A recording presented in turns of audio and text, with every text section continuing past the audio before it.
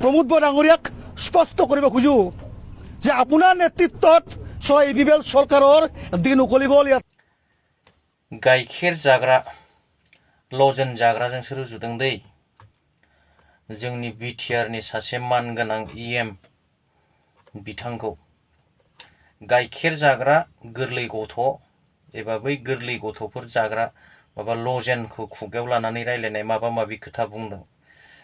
बे जाहैबाय जोंनि बिटिआरनि सासे EM बिथांखौ नोंथांमोना भिडिअखौ नायबानो माने हमनो हाखागोन। दा जेखियानो जाया मानो गुबुन गुबुन दिनफोरनि बादि दिनैबो नोंथांमोननि थाखाय मोनसे भिडिअ लानानै फैबाय। आसा खालामो नोंथांमोना भिडिअखौ जोबजासिम नायलांगोन। दा भिडिअखौ जागायनायनि सिगाङावनो बयनिसिमबो आंनि अननाय सिबिनाय खुलुमनाय गासैखौबो बावहरग्रोबाय। नोंथांमोना आंखौ जेरैबायदि अननाय होबाय थादों अरायबो आरो नोंथांमोना आंखौ बिदिनो अननाय होलांबाय थागोन होननानै मिजिंथिबाय। आरो जायफोर चेनेलाव गोदान बिथांमोनखौ साबस्क्राइब खालामनानै लागोन होननानैबो मिजिंथिबाय। आरो भिडिअखौ मोजां मोनदोंब्ला एबा हामजानाय मोनदोंब्ला शेयार खालामनानै होगोन आरो लाइक कमेन्ट खालामगोन होननानैबो मिजिंथिबाय। दा बाथ्राया जाहैबाय बिटिआरनि EM मानगोनां बिथां राकेश ब्रह्म बिथाङा मा बुंब्रनानै लाबाय। जाय हक नै ससियेल मिडियायाव ओरैबायदि दावराव ओंखारगासिनो दं बिथांनि बुंनाय भाषण बिथांनि मावनायफोरखौ माने साबजानाय मोनाखै उना बर'नि माखासे मानसिफोरा।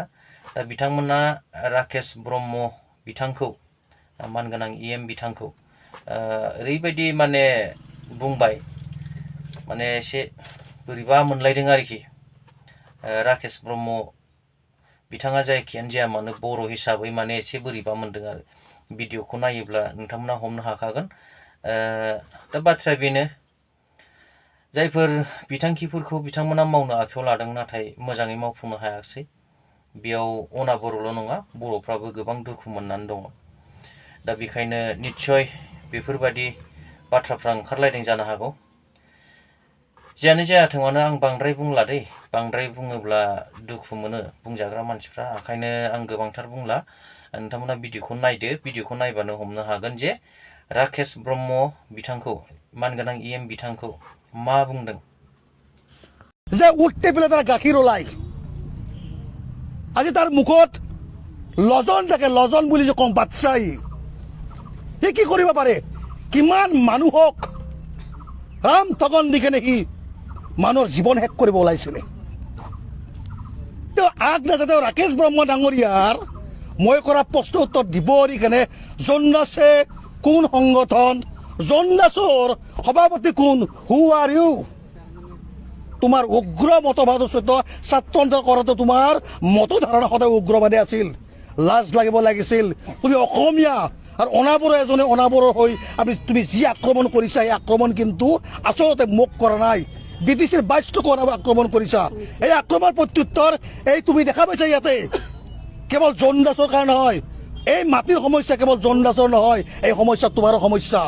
সাৱধান কৰি দিছোঁ কাৰণ কিয় তোমাৰ কিছুমান তথ্যক মই 1 ছেকেণ্ডত তোমাৰ কেৰে হেৰাব পাৰে কিন্তু মোৰ মানৱতা থকাৰ কাৰণে মই কিছু ব্যক্তিগত আক্ৰমণ কৰা নাই। কাৰণ তোমাৰ নিচিনা নপুংসক এই উঠি পেলাই গাখীৰ ওলা বাচ্চা এটাই বড়ো বনৰ কথা জোনদাসক কৰাৰ অধিকাৰ তোমাৰ নাই। আপোনালোকে জানে এজনে কয় যে মাটি সুৰক্ষা আমাৰ কৰিছে। আপোনালোকে জানে যোৱাকালি পৰহি আমাৰ জালা চাৰ্কুলৰ পৰা সেই মানাছত 15জন মানুহ উচ্ছেদৰ নটিচ দিছে। আপোনালোকে জানে মই ৰাইজক কৈছোঁ যি সমষ্টিত আমি প্ৰেছ মিট দি আছোঁ এয়া ট্ৰাইবেল বেল্ট এণ্ড ব্লকত পৰে। এই মাটিৰ পাট্টাৰ অধিকাৰ প্ৰমোদ বৰা ডাঙৰীয়াই দিছেনে বৰঞ্চ 2021 চনত ট্ৰাইবেল বেল্ট এণ্ড ব্লকৰ মাটি কেৱল ট্ৰাইবেলসকলে মাটি কিনা বেচা কৰিব পাৰে। তেওঁলোকে আমাৰ কাৰণে ৰাখি থোৱা নাই বৰঞ্চ তেওঁলোকে গুপ্তভাৱে BTCৰ সচিবালয়ত আমাৰ চিধা নামজাৰি আৰু ৰেজিষ্টাৰ বন্ধ কৰি দিছিলে। তাৰ প্ৰতিক্ৰিয়া আমি আগতে কৰিছোঁ।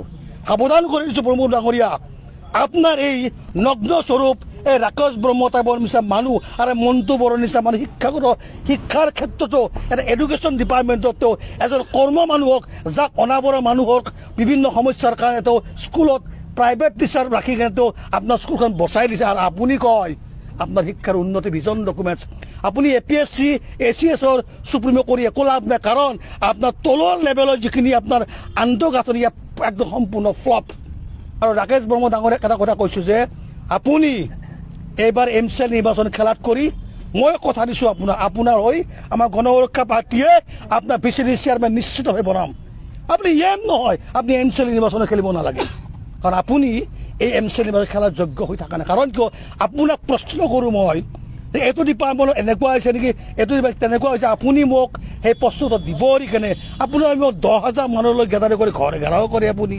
মুছলৰ পৰা প্ৰেছ মিট দিবৰ কাৰণে আপুনি মোক বাধা আৰোপ কৰে এয়াই নেকি আপোনালোকৰ চৰকাৰৰ নীতি আদৰ্শ গতিকে BTCৰ 22 লাখ অনাবৰাই এতিয়াও হতাগ্ৰস্ত হোৱা নাই এটা জাগ্ৰত সৈনিকৰ নিচিনা কাম কৰে কাৰণ যেতিয়াই BTC অনাবৰৰ ওপৰত যিকোনো ধৰণৰ বক্তব্য ৰাখোঁ তেতিয়াই 22 লাখ অনাবৰ ৰাইজৰ এই সংগ্ৰামী সত্তা আৰু আমি সকলোৱে মিলি কেনে ইয়াৰ প্ৰতিবাদ নিশ্চিতভাৱে কৰিম এতিয়া মই ক'ব খুজিছোঁ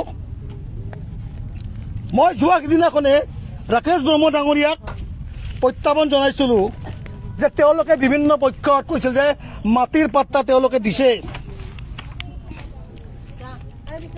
এইবিলাক মাটিৰ পাত্তা যিবিলাক লেণ্ড এডভাইজৰী বোৰ্ডে ছাজেষ্ট কৰিছিলে এইবিলাকৰ সমস্যা সমাধান কৰিলেনে এইবিলাক মাটি যে পাত্তা দিয়া বুলি কৈছে এই পাত্তা দিয়া মাটিবিলাকে BTCৰ 22 লাখ অনাবৰৰ আমাৰ মাটি চিধা নামজৰি ৰেজিষ্টাৰৰ লগত কিবা সম্পৰ্ক আছেনে এগেইন ৰাকেশ বৰ্মা ডাঙৰীয়াক মই অপেন চেলেঞ্জ কৰি কৈছোঁ যে যদিহে আপুনি দেখুওৱা কাগজ দুখন যদি দুখন কবিতা যদি নহয় ইয়াৰ মেমো নাম্বাৰ সাৰ্কুলাৰ নাম্বাৰ বা অফিস মেমোৰাণ্ডামৰ ডিটেইলছখিনি আপুনি দিয়ক অন্যথা আপোনাক আমি বুজিবলৈ বাকী পাব যে আপুনি এজন ফাঁকিবাজ মই যোৱাকালে কৈছোঁ আপোনাৰ যি ব্যৱহাৰ আপোনাৰ কি শালীনতাই আপোনাক AM বা MCL পদৰ কাৰণে যোগ্যই নহয় আপুনি মইতো কালিয়ে কৈছোঁ আপোনাক যে আপুনি VCD চেয়াৰমেনৰ যোগ্য নহয় আপুনি কাৰণ মন কৰিব আপোনাৰ সাহস নাই আপুনি পুলিচ প্ৰশাসনৰ ভুৱা কথা কৈ কেনে মই আপোনাৰ বিভাগত খেলি মেলি কথা আপোনাক প্ৰশ্ন কৰিছোঁ আপুনি মোক উত্তৰ দিয়ক আপুনি উত্তৰ দিব নোৱাৰি নপুংসকৰ দৰে আপুনি সেই কোনোবা হৰে কৃষ্ণ পাঠক সেই কোনোবা আপোনাৰ নীতু হোৱালৈ মন কোনোবা তৰুণতা ব্যৱহাৰ কৰি আপুনি কি বুজাব চেষ্টা কৰিছিল যে আপোনাৰ আচলতে সক্ষমতা নাই দ্বিতীয় কথা প্ৰমোদ বৰা ডাঙৰীয়াক স্পষ্ট কৰিব খোজোঁ যে আপোনাৰ নেতৃত্বত ABBL চৰকাৰৰ দিন উকলি গ'ল ইয়াতে আপুনি কয় 17 বছৰ হাগ্ৰা মহিলাৰ ইয়াত কি কৰিলে আপুনি যি আপোনাৰ সময় নমুনা কৈকে চৰকাৰ যে বহিছে তাৰ বাস্তৱ ছবিখন কিন্তু আমি বিশেষ পৰিৱৰ্তন BPF লগত আমি দেখা নাই আপুনি ভিজন ডকুমেণ্টৰ কথা কয় সেই ভিজন ডকুমেণ্টত ওপৰৰ মাটিৰ সুৰক্ষাৰ কথা আছেনে সেই ভিজন ডকুমেণ্টছত আমাৰ ল'ৰা ছোৱালী ভৱিষ্যত চাকৰি বাকৰি সুৰক্ষাৰ কথা আছেনে সেই ভিজন ডকুমেণ্টছত আমাৰ ভাষাটো সুৰক্ষিত হয়নে জানক আজি সাংবাদিক মেলৰ দ্বাৰা দি মই দ্বিতীয়বাৰৰ কাৰণে ৰাকেশ বৰ্মা ডাঙৰীয়াক প্ৰত্যাহ্বান জনাই এটা কথা ক'ব খুজিছোঁ যদিহে আপোনাৰ প্ৰকৃত যদি ডিপাৰ্টমেণ্টত যদি কোনো ধৰণৰ কেলেংকাৰী হোৱা নাই 24 ঘণ্টাৰ ভিতৰত আপুনি মই দিয়া কথা মই আপোনাক কৰা প্ৰশ্নবিলাক উত্তৰ কোনোবা চামচাৱা দালালৰ দ্বাৰা প্ৰকাশ নকৰি আপুনি নিজে প্ৰকাশ কৰক অন্যথা 24 ঘণ্টাৰ ভিতৰত আপোনালোকৰ ডিপাৰ্টমেণ্টৰ আমি যাই কেনে ইয়াৰ তদন্ত কৰাৰ কাৰণে বাধ্য